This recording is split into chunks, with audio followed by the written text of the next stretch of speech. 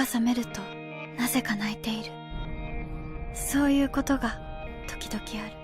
Hey guys, JJX here, back from the dead, and I wanted to share with you my thoughts on a little known movie I recently got to watch. Unless you've been living under a rock the past year, I'm sure you've heard of Makoto Shinkai's film Kimi No Na Wa, also known as Your Name. I'm also certain you've heard of the praises and accomplishments this show has achieved, from breaking box office records, topping anime charts and lists, and even some claiming that this is the perfect anime. From all this hype, it's really hard for anyone not to have incredibly high expectations. This applied for me as well. As history shows, living up to the hype, especially of this magnitude, is very difficult to do. But I can confidently say that Kimi No Na Wa is as great as advertised. This movie is impressive in every sense of the word.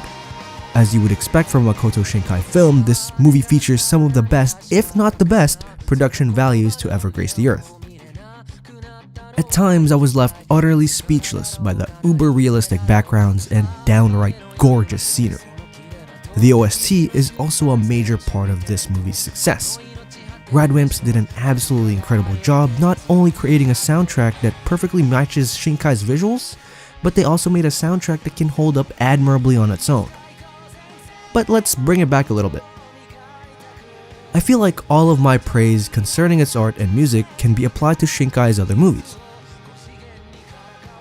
In a medium like anime, the audio and visuals are unignorable aspects when analyzing a work. For this reason alone, all of his movies have always gotten a high score for me, but I've never given them a 10 out of 10 rating. I always felt like either the story or his characters lacked that something to push them over the edge. Now, Kimi No Na Wa is definitely not perfect, and if you really pay attention, you can find many plot holes, and at parts it pushes the suspension of disbelief a little bit too far for me. But, even with all that, Kimi No Na Wa feels like the most complete movie Shinkai has created. No, let me rephrase that. Kimi No Na Wa feels like the most complete anime movie I've ever watched. The pacing in this movie was outstanding. The movie seamlessly moves from one storyline to the next without skipping a beat. Every section of the film serves a purpose. The cuts are so well timed that it leaves the viewer very much satisfied every time. Going from a funny scene to a dramatic one is done exceptionally well without feeling jarring or in your face.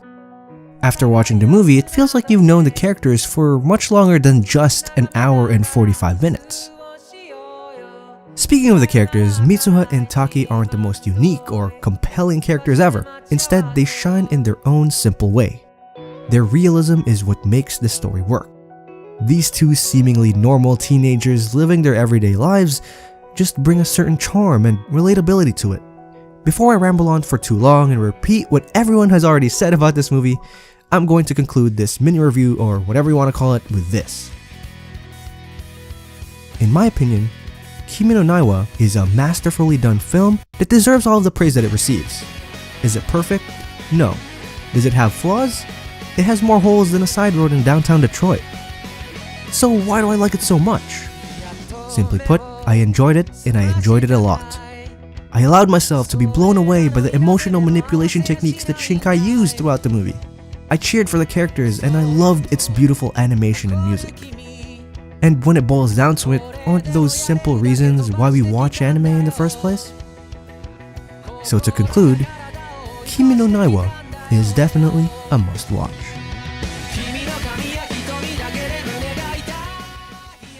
Thanks for watching, guys. I know this video wasn't as detailed or in-depth as my other videos, but I just wanted to ease myself back into creating content for you guys as my writing has gotten a little bit rusty. I wanted to pick something I felt really passionate about, and I needed an excuse to make a channel update. I was lucky enough to catch this movie a couple weeks back as it was released here in Canada, and after the movie I just really wanted to talk about it, and so I made a video.